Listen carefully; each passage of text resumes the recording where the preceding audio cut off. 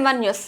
పవిత్ర శ్రావణ మాసం ఉత్సవాల సందడిలో వరంగల్ నగరం పోచమ్మ బోనాలతో ఆధ్యాత్మిక కాంతులతో మెరిసిపోతుంది. ప్రతి వీధి ప్రతి గల్లీ భక్తి శ్రద్ధలతో నిండిపోయింది. వరంగల్ పోచమ్మ బోనాలు అనగానే అది కేవలం ఒక పండుగ మాత్రమే కాదు, భక్తుల ఆచారం, సాంప్రదాయం, తరతరాలుగా వస్తున్న విశ్వాసానికి ప్రతీక. స్త్రీలు వేప ఆకులతో అలంకరించిన తలపై బోనాలను మోసుకుంటూ జయ జయ ధ్వానాలతో ఊరేగుతుండగా ఆ దృశ్యం చూసిన ప్రతి ఒక్కరూ ఆరాధనలో తేలిపోయారు. డ్రప్పుల మోగింపు, గంటాల నినాదం వింటే ఆధ్యాత్మిక ఉత్సాహం మరింత పెరిగింది. భక్తులు అమ్మవారికి నైవేద్యాలు సమర్పిస్తూ తమ కుటుంబాలకు క్షేమం, ఐశ్వర్యం, ఆరోగ్యం ప్రసాదించాలని ప్రార్థించారు. పెద్దలు, చిన్నలు అందరూ కలిసి అమ్మవారే మా రక్ష అనే నమ్మకంతో బోనాలను సమర్పించడం విశేషంగా మారింది. శ్రావణ మాసం పవిత్రతలో భాగంగా పోచమ్మ బోనాలు వరంగల్ ఆధ్యాత్మికతను, సాంప్రదాయాన్ని, భక్తి వైభవాన్ని మరింత ప్రతిబింబించాయి. ఈ విషయాలను మా రిపోర్టర్ అమరేందర్ మీకు అందిస్తున్నారు.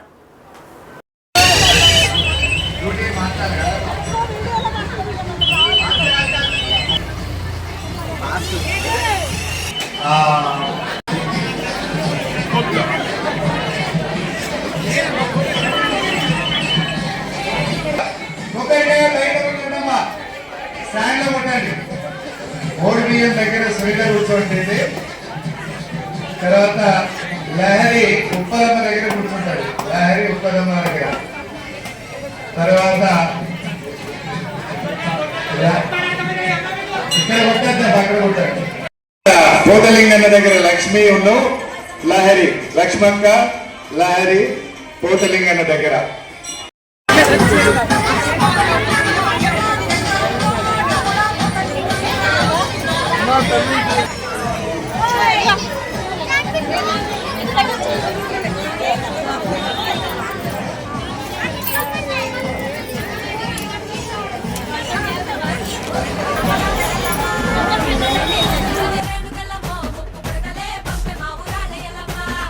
శ్రావణ మాసంలో ఆదివారాలు మనం మామూలుగా జరుపుకునే పండుగ మన పోచమ్మ తల్లికి. ఇది పిల్లలకి సంబంధించిన అమాశోచి అలాంటి వ్యాధులు అలాంటివి ఏవి రాకుండా ఉండడానికి ఈ సాంప్రదాయాన్ని మనం పూర్వకాలం నుంచి కొనసాగిస్తున్నాము. ఇప్పటికీ కంటిన్యూ అవుతూనే ఉంది. ఇది నమ్మకంతో పాటు శాస్త్రీయంగా సైంటిఫికల్లీ కూడా కూడా వేప అవన్నీ మనం వాడతాం కదా, అవి కూడా మనకి ఏంటంటే స్కిన్కి పసుపు, వేప ఇవన్నీ స్కిన్ కి కూడా హెల్ప్ఫుల్ గా, యాంటీబయాటిక్స్ గా కూడా యూజ్ అవుతాయి. కాబట్టి భక్తితో పాటు సైంటిఫిక్ గా కూడా ఉంది. ఆ తల్లి దీవెనలు అందరికి ఉండాలి. ఇలాగే అంతే మంచిగా అందరికి మంచి జరగాలని కోరుకుంటున్నాను. Thank you. మేము బిఫోర్ వచ్చేసి నా మ్యారేజ్ అయింది వరంగల్లో. మేము ఉండేది నల్గొండ డిస్ట్రిక్ట్ లో. మా సైడ్ బోనాలు బాగా జరుగుతాయి. అక్కడ కనుక ఇక్కడ ఇంకా ఎక్కువ బాగా జరుగుతున్నాయి. మేము మ్యారేజ్ అయిన కొత్తలో ఇక్కడ వచ్చినప్పుడు గుడి చాలా అంటే చాలా చిన్నగా ఉన్నాయి. బట్ ఇప్పుడు వచ్చేసేసరికి చాలా ప్లేస్మెంట్ ఎక్కువైంది. ఈ శేపన్నాలు ఇవన్నీ కూడా చాలా బాగా కట్టారు. ఇంత ముందుకు మాకు దర్శనం కావాలంటే మార్నింగ్ వస్తే ఈవినింగ్ 4 వరకు అయ్యేది. మేము అంటే మార్నింగ్ 10 o'clock వచ్చేది, మేము ఈవినింగ్ 4 వరకు ఉన్నది. బట్ ఇప్పుడు వచ్చేసి 2-3 hours లో మాకు కంప్లీట్ అయిపోతుంది. చాలా హ్యాపీగా ఉంది. గుడి కూడా చాలా డెవలప్మెంట్ అయింది, చాలా బాగుంది. వచ్చి కూడా దర్శనం చేసుకొని తొందరగా వెళ్ళిపోవడానికి కుదురుతుంది మాకు. మేము ఇక్కడ మొక్కులు మొక్కుకున్నాము, చాలా బాగా జరిగింది. మా పిల్లల ఫ్యూచర్ కూడా చాలా బాగుంది. చాలా హ్యాపీగా ఉంది. ఈరోజు చాలా తొందరగా దర్శనం అయిపోయినందుకు థ్యాంక్స్ అండి.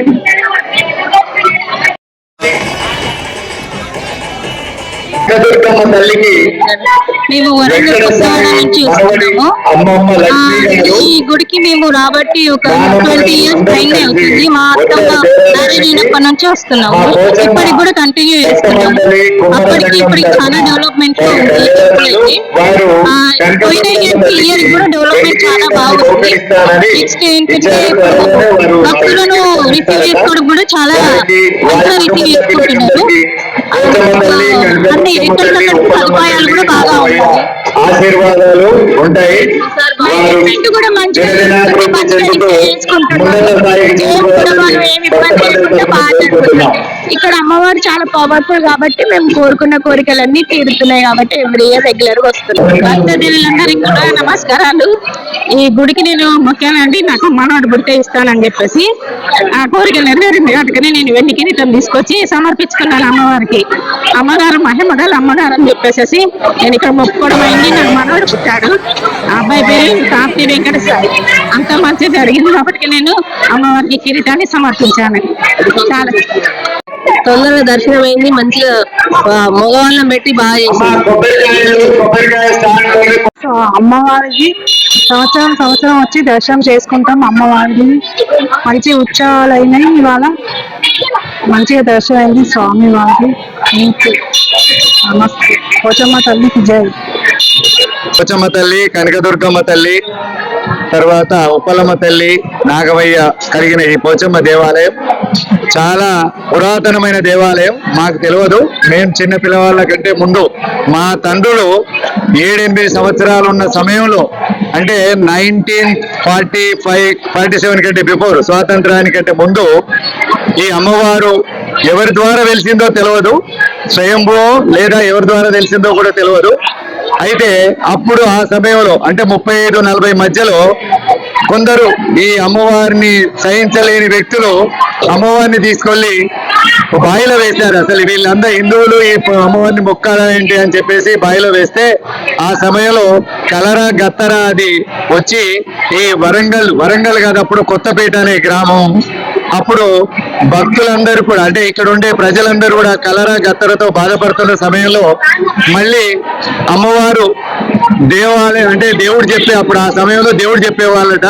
ఆ దేవుడు చెప్పినప్పుడు అమ్మవారు ఆగ్రహించింది కాబట్టి ఆ అమ్మవారిని మనం మళ్ళీ శాంతింపజేయాలంటే మా పెద్దవాళ్ళు, మా నాన్న వాళ్ళు, మా మామూలు వాళ్ళందరూ, మా కుమ్మరి కులస్తులు అందరూ కూడా గండదీపము, బొమ్మలు ఈ విధంగా మోస్తూ అమ్మవారిని శాంతింపజేసి మొత్తానికి ఆ సమయంలో మళ్ళీ అమ్మవారిని కొత్త విగ్రహాన్ని మదురై నుంచో అక్కడ తమిళనాడు నుంచి ఎక్కడి నుంచో తీసుకొచ్చి అమ్మవారిని ప్రతిష్ఠించి పూజా పునస్కారాలతో ప్రతిష్ఠించడం జరిగింది. ఆ తర్వాత అమ్మవారు ఎల్లవేళలా భక్తులందరినీ క్షేమంగా చల్లగా కాపాడుతూ వచ్చింది. ఆ తర్వాత మళ్ళీ ఆ అమ్మవారు మొదట బావిలో వేసిన అమ్మవారిని కూడా తీసి ప్రతిష్ఠించడం జరిగింది. అప్పటి నుంచి మా కుమ్మరి వాళ్ళము అందరు అమ్మవారి మొదటి భక్తులుగా, అంటే ఆల్మోస్ట్ ఆల్ ఏ గ్రామంలో ఎక్కడైనా సరే పోచమ్మ తల్లికి కుమ్మరి వాళ్ళే మొదటి భక్తులు. తొలి బోనం మేమే చేస్తాం. అప్పటి నుంచి క్రమంగా అమ్మవారు డెవలప్ అవుతూ వస్తున్నది. తర్వాత అప్పుడు చాలా చిన్న ఏదో చిన్న ఖర్చుల మందం అవుతుండేది. ఖర్చుల మందం అమ్మవారికి వచ్చే భక్తులు ఇచ్చేటువంటి 10 పైసలు 20 పైసలు కేవలం ఖర్చుల మందం అవుతుండేది. 2016 నుంచి అమ్మవారి సర్వీస్ కోసం మేము ఒక భక్త మండలి, 2003లో భక్త మండలి ఏర్పడ్డది. అది రిజిస్టర్ కాబడిన భక్త మండలి. అది 2016 నుంచి అమ్మవారి డెవలప్మెంట్ కోసం కార్యక్రమాలు చేశాం. దానిలో భాగంగా స్థానిక శాసనసభ్యులు, తర్వాత ఎమ్మెల్సీ గారు బసవరాజ్ సారయ్య గారు అప్పుడు మంత్రిగా ఉన్నారు. వారు అమ్మవారిని పునరుద్ధరణ కార్యక్రమంలో భాగంగా CDF నుంచి, తర్వాత వీలైన తనకు అందుబాటులో ఉన్న ఫండ్లన్నింటినీ వారు తీసుకొచ్చి డెవలప్ చేశారు. అట్లాగే దాతలు కూడా ముందుకొచ్చి చేశారు. ప్రస్తుతం మినిస్టర్ గా ఉన్న దేవాదాయ శాఖ మంత్రిగా ఉన్న కొండ సురేఖ గారు కూడా ఆలయ డెవలప్మెంట్ కు వారి వంతు వారు కృషి చేశారు. ఇలా మేము భక్త మండలి, తర్వాత భక్తులు అందరూ కలిసి అమ్మవారిని రోజుగా డెవలప్ చేస్తున్నాం. ఈ ఉత్సవాల్లో శ్రావణ మాసంలో అమ్మవారిని ఆదివారము, బుధవారము తప్పనిసరిగా వివిధ రూపాల్లో, మొదట పూలతో చేశాం, తర్వాత గాజులతో చేశాం, తర్వాత చీరలతో చేశాం.